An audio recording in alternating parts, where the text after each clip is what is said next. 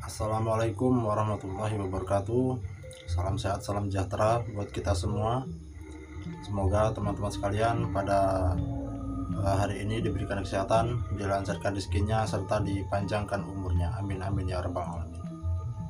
Oke teman-teman sekalian, jadi pada video kesempatan kali ini kita akan membahas sedikit tentang apa itu tenaga dalam dan juga bagaimanakah cara kerja tenaga dalam itu sendiri, dan juga akan kita bahas sedikit masalah tentang ilmu hitam ya teman-teman. Oke, sebelumnya bagi yang belum subscribe silahkan di subscribe terlebih dahulu, karena dengan Anda subscribe nantinya tidak ketinggalan notifikasi dari video yang nantinya akan saya upload.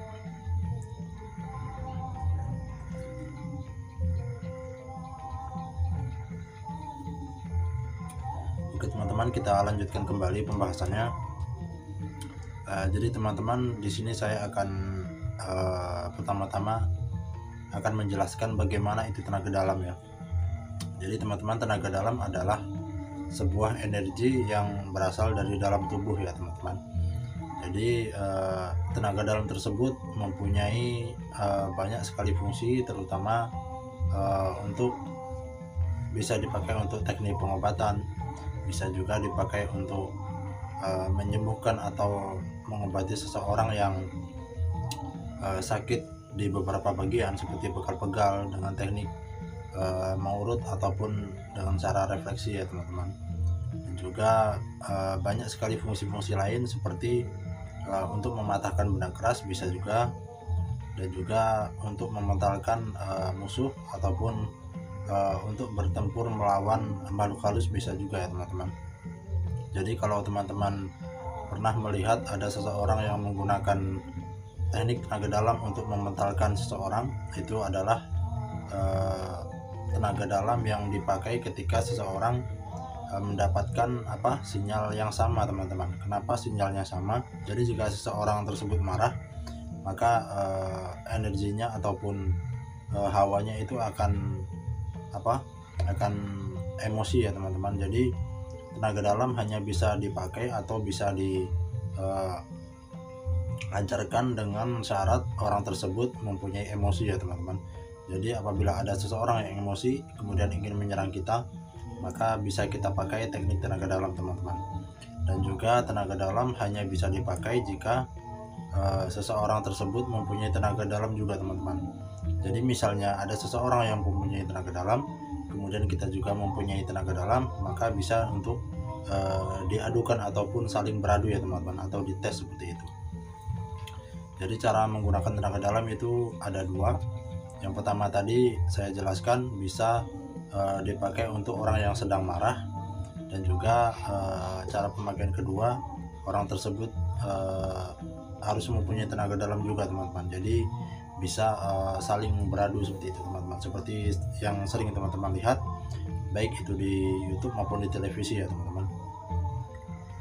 Dan juga yang jadi pertanyaan adalah bagaimanakah cara mempunyai tenaga dalam atau cara mengolah tenaga dalam. Di beberapa video saya yang lalu sudah pernah saya jelaskan ya teman-teman, bagaimana cara mengolah tenaga dalam dan juga cara mengaktifkan tenaga dalam. Jadi teman-teman bisa melihatnya di video-video saya yang lalu ya teman-teman. Kita ngopi dulu.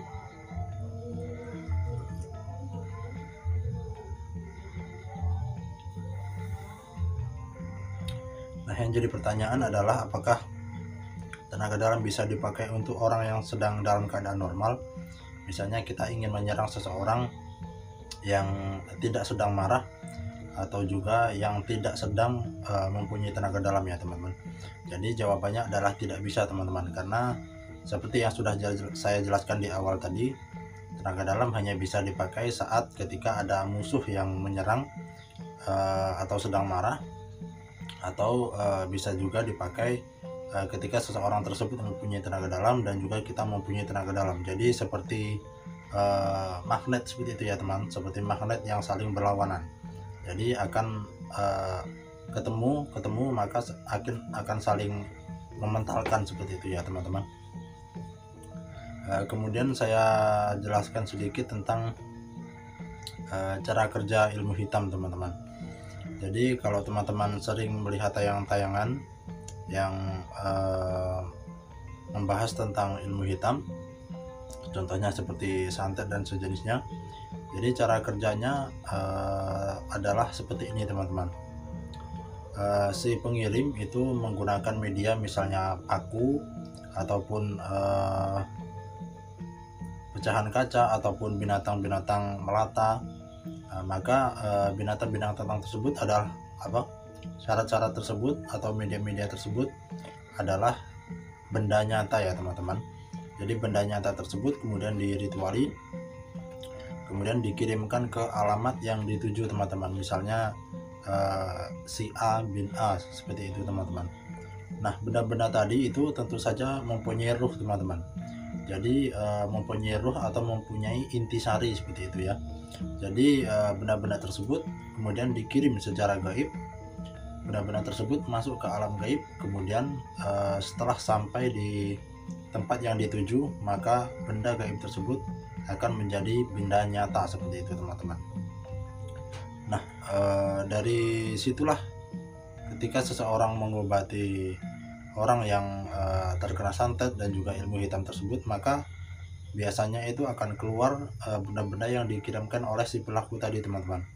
Misalnya si pelaku tadi mengirimkan paku atau mengirimkan binatang-binatang melata, maka ketika pasien tersebut diobati, maka media-media tersebut yang dikirimkan oleh pelaku maka biasanya itu akan keluar juga teman-teman. Jadi ketika dikirimkan itu ketika dikirimkan itu adalah benda nyata, kemudian masuk ke alam gaib, kemudian ketika sampai di target itu akan menjadi benda nyata teman-teman. Kemudian setelah diobati juga maka akan keluar benda nyata tersebut teman-teman. Jadi sifatnya tidak gaib lagi seperti itu ya. Nah teman-teman, dari dua penjelasan tersebut apabila ada yang belum jelas silahkan komen di bawah.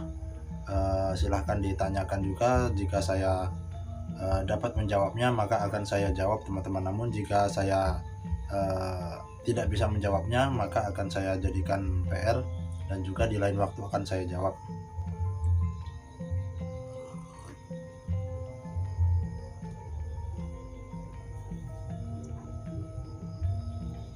Oke teman-teman,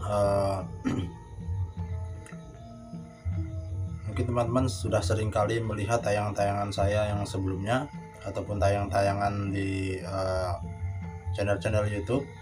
Seseorang bertarung dengan orang lain, kemudian mereka saling terpental.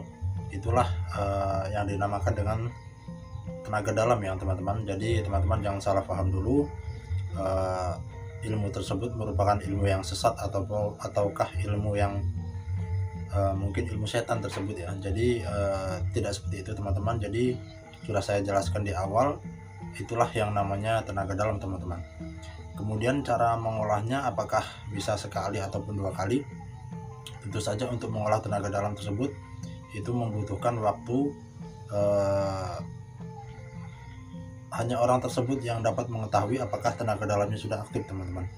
Jadi harus sering-sering dilatih. Lebih bagus itu setiap hari.